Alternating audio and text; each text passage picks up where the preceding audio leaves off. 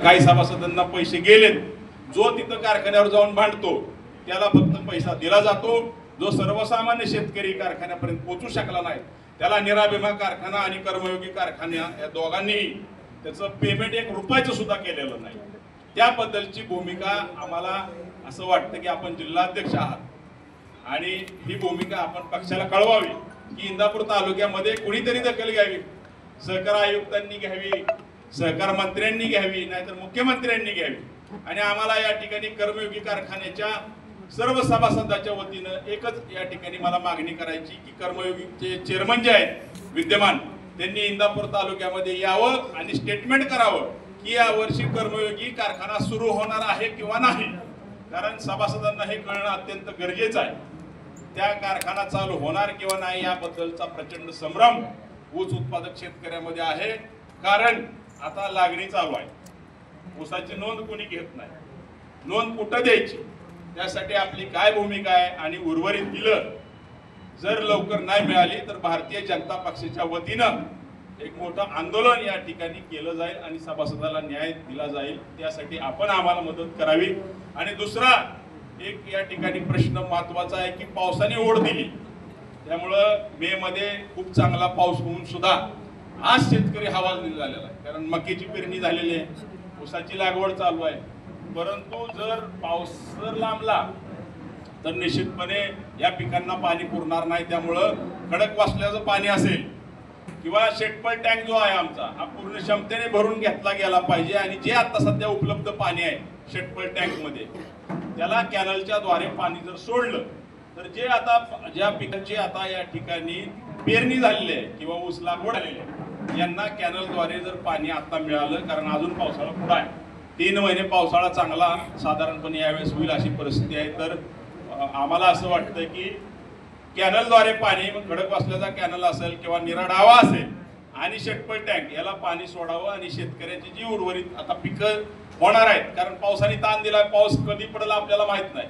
वापसावून पण 1 महिना झाला आणि आता हवालदिल होईल अशी परिस्थिती आहे। शेवटी हा निसर्ग आहे, वेळेवर पाणी नाही मिळालं तर अगोदरच ऊस बिल नाही आणि अजून कशी तरी इन्व्हेस्टमेंट केली तर ती इन्व्हेस्टमेंट सुद्धा शेतकऱ्याची ओढून ताणून केलेली वाया जाण्याची दाट शक्यता आहे। तर ते एक निवेदन आम्ही निश्चितपणे मुंबईला जाऊन जलसंपदा मंत्री आणि सहकार मंत्र्यांना आणि साखर आयुक्तांना सुद्धा देणार आहेत की आपण इंदापूर तालुक्याकडे लक्ष द्यावं। मुख्यमंत्र्यांना सुद्धा आम्ही भेटणार आहे की या सर्व प्रश्नांचा शासन दरबारी आपण वरून दखल घ्यावी आणि संबंधित शेतकऱ्यांना न्याय द्यावा अशी भूमिका आम्ही या ठिकाणी मांडणार आहे। पक्षकार्याबद्दल आम्ही कसं काम करावं याबद्दल आमचे जिल्हाध्यक्ष जे आम्हाला सूचना देतील ती सूचना मान्य करून आम्ही निश्चितपणे इथून पुढच्या कालावधीमध्ये काम करू आणि या इंदापूर तालुक्यामध्ये भारतीय जनता पक्ष जो अगोदर लोकांपर्यंत पोहोचलेलाच आहे, इथं स्टेजवर बसलेली जर सगळी आपण मंडळी बघितली, तुम्हाला ताकदीनं कार्यकर्ते छोटे वाटतील, परंतु हा पक्ष जर कोणी टिकवून ठेवला असेल तर या सर्व बहादर भारतीय जनता पक्षाच्या जुन्या कार्यकर्त्यांनी या ठिकाणी ठेवलेला आहे आणि आता आम्ही नवीन साथ या ठिकाणी त्यांना द्यायचं आम्ही या ठिकाणी मान्य केलेलं आहे। त्यांचा सन्मान ठेवून इथून पुढचं काम आम्ही नक्की तालुक्यामध्ये करू। 2019 ला ज्यांनी प्रवेश केला त्यांनी सातत्याने 5 वर्ष ह्या कार्यकर्त्यांचं खच्चीकरण करायचं काम केलं, त्यांचा पदोपदी अपमान करायचं काम केलं।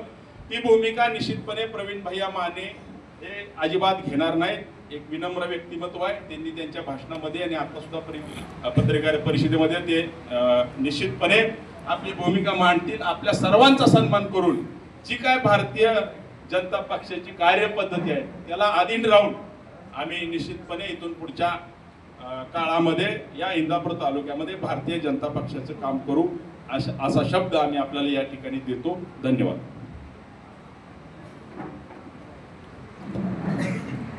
सर्वांना नमस्कार। आज भारतीय जनता पार्टीच्या वतीनं जो कार्यक्रम घेण्यात आला होता त्या कार्यक्रमाला उपस्थित असलेले भाजपाचे अध्यक्ष दक्षिणचे शेखरभाऊ वडणे साहेब व ज्यांनी आपल्याला आता मार्गदर्शन केलं मयूरदादा, सगळे ज्येष्ठ मंडळी, मी सगळ्यांचं या पत्रकार परिषदेमध्ये स्वागत करतो। बाबासाहेब चौधरी साहेब असतील, सगळे सगळे सहकारी माझ्या अगोदरच आता मयूरदादांनी आपल्याला सगळ्या गोष्टी या ठिकाणी केल्या। खरं तर काल कार्यक्रम हा मीटिंग आपल्याला घ्यायची आयोजित करायची असं काल जवळपास 1 वाजता ठरलं. आमचे अध्यक्ष तेजस भैया देवकाते, रामजी आजबे सर, त्याचबरोबर आमचे राजकुमारजी जटार आणि किरण भैया गानबोटे हे आमच्या सगळ्या अध्यक्षांनी हा कार्यक्रम आयोजित केला होता, म्हणून आम्ही सर्वजण या ठिकाणी उपस्थित होतो. परंतु या कार्यक्रमाला काल 12ला निरोप दिले आणि आज इथं तुम्ही पत्रकार बांधवांनी सगळं बघितलं की इथं उभा राहायला जागा नव्हती. बाहेरही कार्यकर्ते काय उभे होते, पत्रकार बांधवांना सुद्धा त्या ठिकाणी बसायला जागा मिळाली नाही. प्रथमतः मी पत्रकार बांधवांची सुद्धा दिलगिरी व्यक्त करतो आणि कार्यक्रम अतिशय सुंदर, पहिलाच कार्यक्रम शेखरदादा या ठिकाणी झालेला आहे. आणि मगा या ठिकाणी मी भाषणामध्ये सुद्धा या ठिकाणी बोललो, इंदापूर तालुक्याच्या सर्वांगीण विकासासाठी मी भारतीय जनता पार्टीमध्ये या ठिकाणी प्रवेश केलेला आहे आणि हे कार्यकर्त्याचा देखील मला हा आग्रह होता की आपण या ठिकाणी भारतीय जनता पार्टीमध्ये समाविष्ट या ठिकाणी झालं पाहिजे. मध्यंतरीच्या 2 तारखेला आपण सगळ्यांना माहिती आहे, आम्ही पार्टी ऑफिसमध्ये रवींद्रदादा चव्हाण साहेब यांच्या शुभ हस्ते चंद्रकांतदादा पाटील, राहुलदादा कुल, बाकी सगळे सहकारी होते, त्यांच्या उपस्थितीमध्ये आम्ही भारतीय जनता पार्टीमध्ये प्रवेश केला. तदनंतर आम्हाला विधान भवनामध्ये महाराष्ट्र राज्याचे लाडके मुख्यमंत्री, लोकप्रिय मुख्यमंत्री सन्माननीय देवेंद्र भाऊ फडणवीस साहेब यांनी आम्हाला तिथं विधिमंडळामध्ये या ठिकाणी बोलवलं. मी होतो, शेखरदादा होते, मयूरदादा होते, बाकी सगळी ज्येष्ठ सहकारी या ठिकाणी होते आणि त्यांनी आमचं अभिनंदन केलं. आम्हाला त्यांनी सांगितलं की आता तुम्ही योग्य ट्रॅकवरती या ठिकाणी आलेला आहे आणि आपल्याला इंदापूर तालुक्यामध्ये काय विकासाची कामं जी काय करता येतील ती आपल्या पार्टीच्या माध्यमातून सगळे प्रश्न या ठिकाणी मार्गी लावू आणि आम्ही त्यांना आपल्या इंदापूर तालुक्यामध्ये पाण्याचा प्रश्न, ऊसाचा प्रश्न जो आता मग मयूरदादांनी या ठिकाणी सांगितला, त्याचबरोबर लाईटचा प्रश्न, आपल्या इंदापूर तालुक्यामध्ये असंख्य प्रश्न या ठिकाणी निर्माण झालेले आहेत. या निर्माण झालेल्या परिस्थितीला शेतकऱ्याला अडचणीचा विषय जे झालेला आहे यासाठी मार्ग काढण्यासाठी एक भाजपाचा कार्यकर्ता म्हणून आम्ही सगळीजण मिळून हात घालून येणाऱ्या काळामध्ये या ठिकाणी काम करणार आहे. या परिसरामध्ये या 2 नद्या आहेत, एक भीमा एक निजा आणि शेखरदादा इथं लाईटची सुद्धा समस्या आहे. सबस्टेशन जरी व्यवस्थित असली तरी लाईटची जी ट्रान्सफॉर्म आहेत ते कॅपॅसिटी प्रत्येक ट्रान्सफॉर्मची 60 असेल तर 90चा लोड आहे, 100 असेल तर 120चा आहे.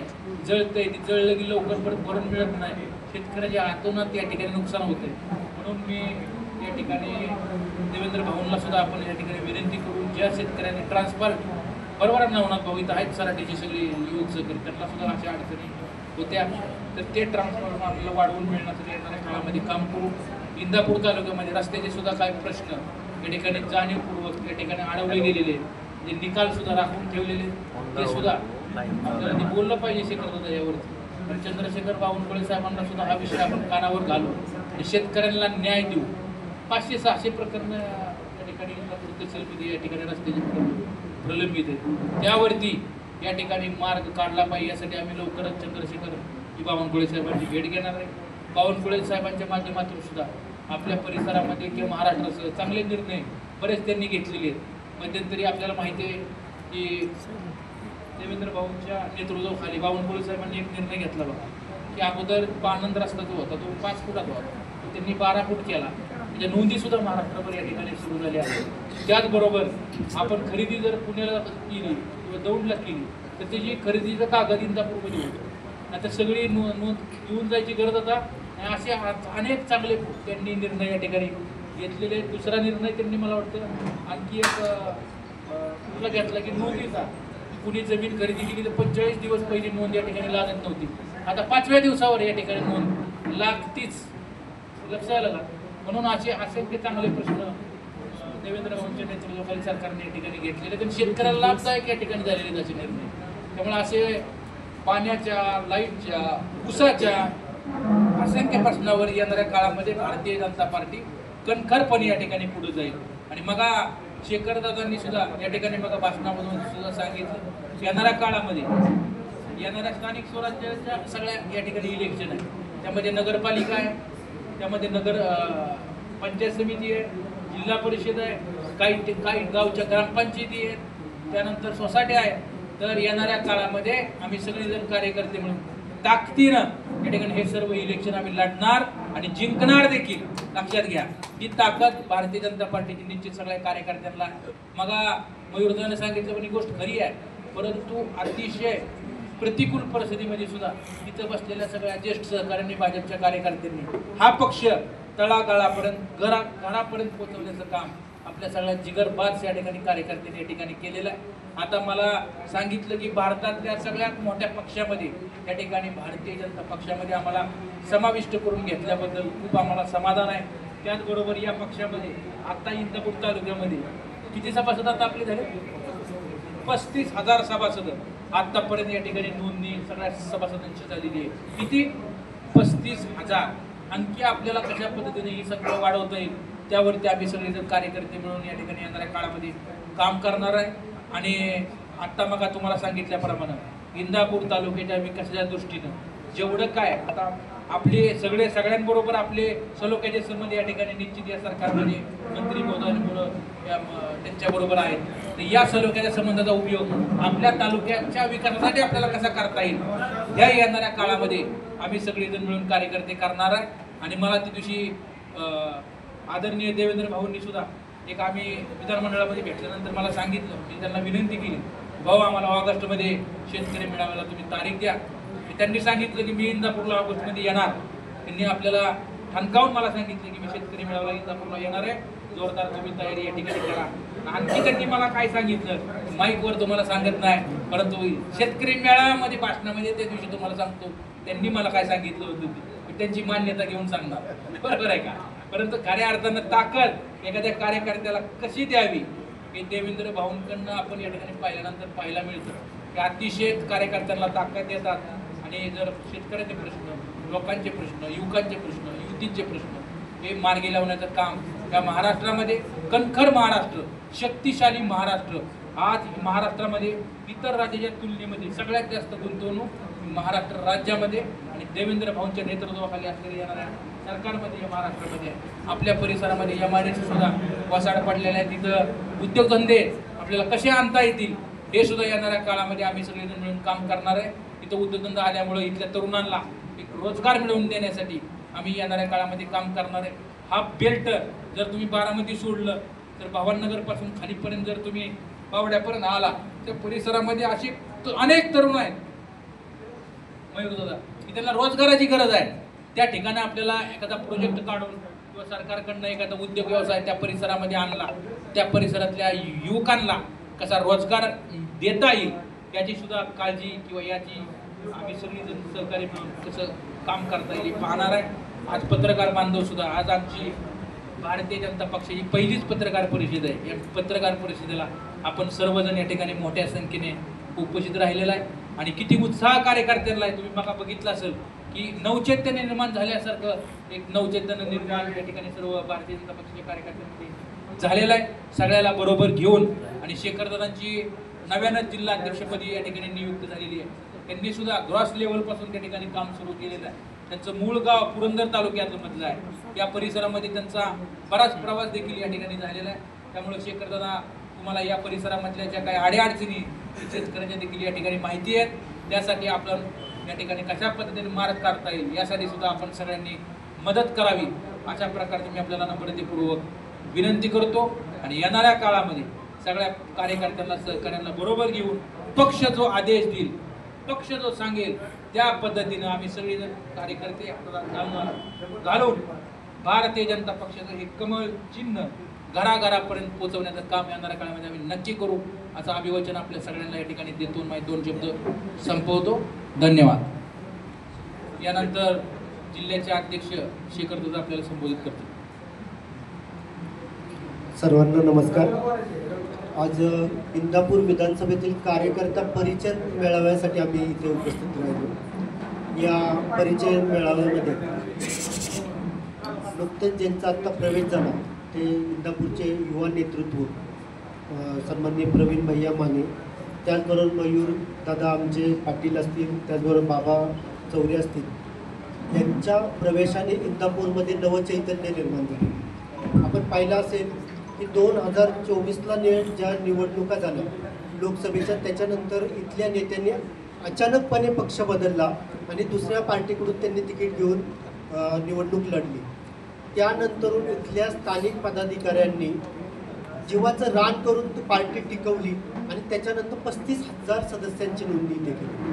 आणि त्या 35,000ची नोंदणीवर आम्ही थांबलो नाही, तर त्यानंतरून आता संघटनात्मक ज्या निवडणुकी असतील, संघटनात्मक ज्या निवडी असतील, त्या संदर्भातही आमची इथे आता पहिली 2 मंडलं होती तालुक्यामध्ये, आता ती 4 मंडलं झाली. 100 बूथमध्ये 1 मंडळ, असे आम्ही 4 मंडळांची इथे रचना केली. त्याही कार्यकारिणी आम्ही पूर्ण केल्या. नक्कीच यात प्रवीण भैया मानेंच्या स्वरूपाने त्यांच्या प्रवेशाने आम्हाला खूप मोठी ताकद आत्ता मिळाली आणि ह्याचा फायदा आम्हाला निश्चितच विधानसभेला नक्की होणार आहे. यामध्ये येणाऱ्या स्थानिक स्वराज्य संस्थेच्या निवडणुका असतील, या स्थानिक स्वराज्य संस्थेच्या निवडणुका आम्ही पूर्ण क्षमतेने आणि प्रत्येक बूथ मजबूत करून आम्ही इथे लढणार आहोत. आमच्या पक्षाचं ब्रीदवाक्यच आहे की बूथ जितो चिनाव जितो. या पद्धतीने आमचे सर्व बूथची रचना पूर्ण आहे, पण जिथे जिथे काही अडचणी असतील, जिथले बूथ प्रमुख अजूनही आमचे सक्षमपणे काम करत नाही, तिथेही आम्ही त्यांचं व्हेरिफिकेशन करून जे जे आमचे नव्याने आलेले पदाधिकारी आहेत, नव्याने आलेले कार्यकर्ते आहेत, त्यांनाही आम्ही त्याच्यामध्ये सामावून घेणार आहोत. आणि आजचा परिचय बैठकीचा मेन पर्पजच हा होता की एकमेकांचा परिचय होणं. जुने नवे हा भेद आम्ही आज इथे सोडून देऊन आम्ही एक दिलाने, एकजुटीने, एक संघटितपणे भारतीय जनता पार्टीचं कमळ प्रत्येक घरोघरी पोहोचवण्यासाठी आजची खरं आम्ही ही बैठक आयोजित केली होती. या बैठकीमध्ये आत्ता जे स्थानिक प्रश्न आमच्या समोर आले, शेतकऱ्यांचे असतील, सामान्य लोकांचे जे रस्त्याचे प्रश्न असतील, पाण्याचे प्रश्न असतील, यासाठी तहसीलदारांचे रस्त्याचे प्रवीण भैयांची मान्यांनी जे सांगितले ते सोडवण्यासाठी आम्ही निश्चितच आमच्या वरिष्ठांपर्यंत ते प्रश्न घेऊन जाणार आणि ते नुसते घेऊन जाणार नाही तर ते सोडवणार, ही शाश्वती देण्यासाठी, हा एक विश्वास व्यक्त करण्यासाठी कार्यकर्त्यांची आम्ही आज बैठक घेतली होती. त्याचबरोबर शासनाने जी जी चांगली कामं केलीत ती चांगली कामं जनतेपर्यंत पोचलेत आणि ज्यांच्यापर्यंत अजून ती पोचली नाही अशा लोकांनाही आम्ही भेटणार आहोत. त्या लोकांपर्यंत ती जर कामं पोचली नसतील, विविध योजना असतील, त्या जर योजना अजूनही लोकांपर्यंत पोचली नसतील तर बूथवरील आमचा बूथ प्रमुख प्रत्येक घरापर्यंत जाईल, कमळ तिथे पोचवेलच, पण त्याचबरोबर त्या घरामध्ये ज्या ज्या योजना पोचलेल्या असतील किंवा नसतील त्याची खात्री करून ज्यांना ज्यांना योजना पोचल्या नाहीत त्यांना त्या योजना पोचवण्यासाठी आमचा कार्यकर्ता काम करेल. आमची बांधिलकी समाजासाठी. आम्ही जे भारतीय जनता पार्टीमध्ये काम करतो, ह्या पार्टीमध्ये आपल्याला माहीतच आहे की आधी देश, नंतर पार्टी आणि शेवटी आपण, या उक्तीप्रमाणे माझा कार्यकर्ता ही प्रत्येक बूथवर, प्रत्येक घरापर्यंत पोहोचेल, तिथल्या लोकांच्या, सर्वसामान्य लोकांच्या अडीअडचणी समजावून घेईल, त्या सोडवण्यासाठी प्रवीण भाई यांच्या रूपाने असतील, मयूरजी असतील, आमचे बाबाजी असतील, आमचे 3-4 मंडलाध्यक्ष असतील, आमचे जिल्हा प्रदेश पदाधिकारी असतील, एकजुटीने आम्ही हे सगळे प्रश्न सोडू. आणि आत्ता स्थानिक स्वराज्य संस्थेचा जे प्रवीण भैयांजींनी विश्वास व्यक्त केला त्याबद्दल मी तुम्हाला खात्री देऊ इच्छितो की आम्ही एकजुटीने इथे एकसंधपणे लढू. प्रत्येक निवडणुकीत आमचा उमेदवार इथं उभा असेल आणि फक्त उभाच राहणार नाही तर तो निवडून आणण्यासाठी आम्ही प्रामाणिकपणे प्रयत्न करू. आणि 2029चं जे आमचं स्वप्न आहे की कमळ इंदापूरमध्ये फुलवायचं, ते आम्ही निश्चितच फुलवण्यासाठी आजची ही सुरुवात आहे. आमची बैठक म्हणजे आमच्या सगळ्या बैठका असतात त्या नियोजनात्मक असतात. आजच्या बैठकीतही आम्ही हा निर्धार आम्ही ठरवला आहे की येणाऱ्या स्थानिक स्वराज्य संस्था आपल्याला पहिल्यांदा त्याला सामोरं जात असताना त्याचं नियोजन करणे, त्याच्यासाठी प्रत्येक जिल्हा परिषद गटामध्ये प्रवास करणे, प्रवासामध्ये तिथले आमच्या काही अडीअडचणी असतील, तिथले काही जी लोक आमचे कार्यकर्ते असतील त्यांना एकजूट करणे, त्या अडीअडचणी सोडवणे, ह्या दृष्टीने आत्ताची ही बैठक होती. या बैठकीसाठी आपण उपस्थित राहिला, पत्रकार बंधू जे उपस्थित राहिले त्यांचं मी मनापासून आभार व्यक्त करतो. धन्यवाद. जय श्रीराम. त्यांनी बोलून दाखवलं की कोणाकोणाचे पक्षप्रवेश होणार आहेत आणि थेट हर्षवर्धन पाटील यांचा सुद्धा पक्षप्रवेश होईल असे संकेत दिले जात आहेत. होणारे पक्षप्रवेश ठरलाय काय? त्यांनी असं नाही म्हटलं. त्यांनी म्हटलं की इथून पुढे हर्षवर्धन पाटलांचा जरी प्रवेश झाला तरी आम्ही पक्षाचं निष्ठेने काम करू, असं त्यांचं म्हणणं होतं. त्यांचा प्रवेश होईल असं त्यांनी म्हटलेलं नाही. होणार आहे का पक्षप्रवेश? चर्चा सुरू आहे. नाही, चर्चा असतील पण असं काही आमच्यापर्यंत आलेलं नाहीये. आणि आमच्यासाठी आत्ता पक्षाचं संघटन मजबूत करणं हे आमच्यासाठी प्रामुख्याने उद्देश आहे आणि जे जे प्रवेश होतील ते आमच्या विचारधारेला मानतील, तत्वाला मानतील अशा लोकांचा प्रवेश, असं आम्ही त्या बैठकीत म्हटले. असं कुठेच म्हटलं नाही की त्यांचा प्रवेश. जर झाला तर कार्यकर्ता जुळवून घेईल. जर झाला तर अजून याची आम्हाला काही जर तरच्या गोष्टी आहेत आणि ह्या गोष्टी अजून आमच्या समोर तर आलेल्या नाही, तर त्याचं उत्तर काय देणार.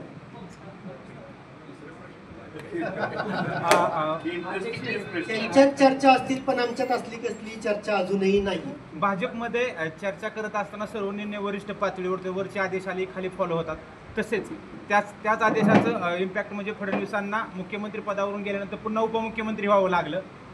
तसंच इंदापूर तालुक्यात स्थानिक स्वराज्य संस्थांच्या निवडणुकीत प्रवीण भैया ज्या गटातून जिल्हा परिषद उमेदवार निवडून आले होते तिथे लढतील, घरातील उमेदवार देतील की कार्यकर्त्याला उभा करतील, असं तुम्हाला काय वाटतंय? मी जिल्हाध्यक्षांना प्रश्न आहे मला. माझ्यावर प्रश्न विचारला, माझ्यावर लयच प्रेम आहे. मीच देतो त्याचं उत्तर. कसं आहे, मी पार्टीचा नेता, एकतर मी भाजपामध्ये आलो कुठला नेता म्हणून नाही, मी एक कार्यकर्ता म्हणून आलो. एक पहिला. दुसरा विषय की आता इथं आल्यानंतर मगाची व्यासपीठावरून बरीच लोक म्हणत होती की कुटुंबातल्या सदस्यांना बापुडं आणणे, हे आम्ही आयुष्यात करणार नाही. आमच्या कुटुंबातला कुणीही सदस्य कधी राजकारणामध्ये येणार नाही असं माझ्या वडिलांनी आजपर्यंत दादांनी मला किंवा आमच्या परिवाराला सांगून ठेवलेलं आहे. पण आमच्या कुटुंबातला कुणीही राजकारणात येणार नाही, अगदी ठामपणे रेकॉर्ड करून ठेवा. ओके. एक दुसरा विषय त्यामध्ये मी तुम्हाला ही सांगितलं, पक्ष जे काय सांगेल कार्यकर्ता म्हणून इथं आलेलो, नेता म्हणून नाही. पक्ष जो सांगा राजवर्धन पाटलांनी कालच तुमचे जे बंधू त्यांच्या वाढदिवसाला शुभेच्छा दिल्या होत्या. माने आणि पाटील कुटुंबाची परत जवळीक होते का? आता आपल्याला वैयक्तिक पातळीवरती शुभेच्छा देणं हे वैयक्तिक आपल्या स्वरूपाचे कार्यक्रम असतात किंवा वाढदिवस तुमचा असला तर मी तुम्हाला शुभेच्छा देतोच का, तुम्ही मला देता. आपण जरी विचाराने वेगळा असलो, आता तुमचे आणि आमचे विचार जरी वेगळे असले तरी आपण एकामेकाला शुभेच्छा देतो. असंच आपण जरी विचार वेगळा असेल तरी राजकीय लढाई वेगळे आले, वैयक्तिक संबंध वेगळे आले, ते आपण का ठेवू नये, आपण ठेवतो एकामेकाला, सगळे ठेवतो. जिल्हाध्यक्षांना एक प्रश्न आहे की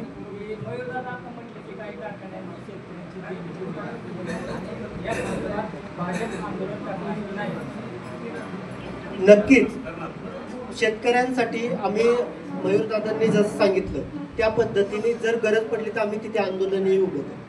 जर हर्षवर्धन पाटलांचा भाजपमध्ये प्रवेश झाला तर जिल्हाध्यक्ष तुमची भूमिका काय? दादा तुम्हाला नाही, जिल्हाध्यक्षांना प्रश्न आहे. अजूनही तुम्ही तिथेच अडकलाय. माझं म्हणणं आहे ते ह्या जर तरच्या गोष्टी आता आम्ही आजच्या दिवसावर आम्ही लक्ष ठेवून आहोत आणि त्याच्यामध्ये आम्हाला संघटन मजबूत करणे हा आमच्या समोरचा आत्ताचा प्रश्न आहे. त्याच्यामुळे जर तर मध्ये उत्तर देऊन काहीच उपयोग नाही. 2029ला तुम्ही जिंकणार असं म्हणला. 2029ला इंदापूरचाच भाजपचा उमेदवार जिंकायचा आहे, तो विधानसभा सभागृहात पाठवायचा आहे असं तुम्ही आत्ताही भाषणामध्ये सांगितलं. अर्थात कार्यकर्ते त्यांना तुम्ही ते सांगितलं, पण आज तुम्ही युतीत आहेत. तुम्हाला वाटतं 29ला युती टिकणार नाही, ही जागा सोडेल राष्ट्रवादी? कारण अजित पवारांनी यापूर्वी हर्षवर्धन पाटलांना या जागेवरूनच वेगवेगळे पक्ष बदलायला लावले. मी सांगतो, प्रत्येक पक्षाची जबाबदारी असते आपली ताकद वाढवणं. आता आम्ही महायुतीत आहोत, महायुतीमध्ये लढलो. आमचं प्राथमिक तयारी चालू आहे की 2029ला आम्ही तयारी का करू नये. आमची ताकद वाढली, आमची ताकद महायुती जरी झाली आणि उद्या भाजपची ताकद जास्त झाली तर आम्ही का लढायचं नाही. असं थोडीच आहे की राष्ट्रवादीलाच जागा जाईल, सेनेलाच जाईल. आमची ताकद वाढली तर आमचा उमेदवार असेल, असं होऊ शकत नाही ना की बाबा ठरलंय की इथे हाच उमेदवार होईल म्हणून. ज्याचे सर्वेमध्ये येईल, सर्वेमध्ये ज्याचं पक्षाची जर महायुती झाली तर सर्वेमध्ये ज्याची ताकद दिसेल तो उमेदवार असेल. पण इथले उमेदवार सेटिंग आहेत ना सलग 3 टर्म असले तरी 29ला आपण पाहू ना. 29 पर्यंत आम्ही तयारी करायची नाही का मग त्याच्यासाठी? भाजपा म्हणून आम्ही तोपर्यंत पक्ष प्रत्येक बूथवर, प्रत्येक घरापर्यंत, कुटुंबापर्यंत पोहोचवणे आमची जबाबदारी आहे. हे काम आम्ही करत राहणार. आणि पक्ष म्हणून काम करताना प्रत्येकाची राजकीय भूमिका असतेच ना की फक्त आम्हाला लढायचंच नाही आणि पार्टी वाढवता असं तर होणार नाही. भारतीय जनता पार्टी किंवा नरेंद्र मोदी असतील हे न खाऊंगा ना खाणे दूंगा या मुद्द्याला धरून सरकारमध्ये आले.